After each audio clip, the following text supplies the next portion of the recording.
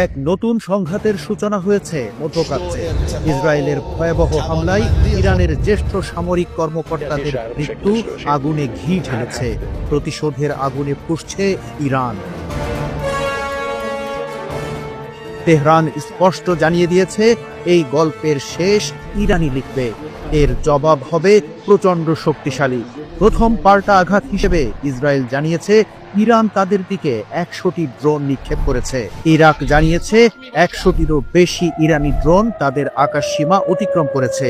এর কিছুক্ষণ পরেই প্রতিবেশী জর্ডানও জানায় তাদের বিমান বাহিনী ও প্রতিরক্ষা ব্যবস্থা বেশ কয়েকটি ক্ষেপণাস্ত্র ও ড্রোন প্রতিহত করেছে। ব্রিটিশ গণমাধ্যম গার্ডিয়ানের প্রতিবেদনে বলা হয়েছে, ইসরায়েলের এই হামলাকে দেশের ইতিহাসে সবচেয়ে গুরুতর ও ভয়াবহ আক্রমণ হিসেবে উল্লেখ করে ইরানের সর্বোচ্চ নেতা আয়াতুল্লাহ আলী খামেনি কঠোর শাস্তির হুমকি দিয়েছেন। তিনি দাবি করেছেন, আবাসিক এলাকা লক্ষ্য করে এই হামলা চালানো হয়েছে। ইরানের নেতৃত্ব সামরিক ও কূটনৈতিক উভয় ধরনের জবাবের অঙ্গীকার করেছে। যদিও যুক্তরাষ্ট্র এই হামলায় জড়িত থাকার কথা অস্বীকার করেছে, তবে তেহরান মনে করছে ট্রাম্প প্রশাসন শুধু এই হামলার বিষয়ে অবগতই ছিল না, বরং গোপনে এর অনুমোদনও দিয়েছিল।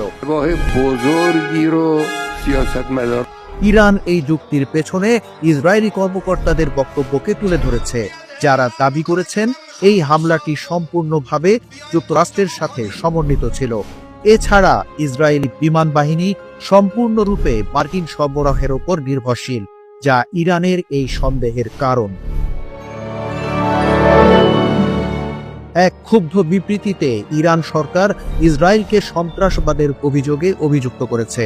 তারা বলেছে, এই হামলা প্রমাণ করে ইসরায়েল কোনো আন্তর্জাতিক নিয়ম বা আইন মেনে চলে না, মাতালের মতো প্রকাশ্যে ও নির্লজ্জভাবে সন্ত্রাসবাদে লিপ্ত, এবং বিশ্বের চোখ, এমনকি মানবাধিকার ও আন্তর্জাতিক আইনের দাবিদার পশ্চিমা দেশগুলোর সামনেও যুদ্ধের আগুন জ্বালিয়ে দিচ্ছে।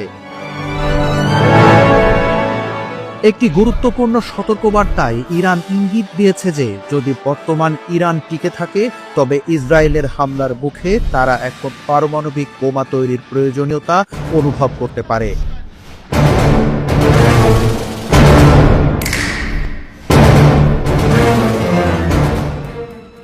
বিবৃতিতে বলা হয়েছে, বিশ্ব এখন ইরানের সমৃদ্ধকরণ, পারমাণবিক প্রযুক্তি এবং ক্ষেপণাস্ত্র শক্তির অধিকারের ওপর জোর দেওয়াকে আরও ভালোভাবে বুঝতে পারছে। শত্রু প্রমাণ করে দিয়েছে আমাদের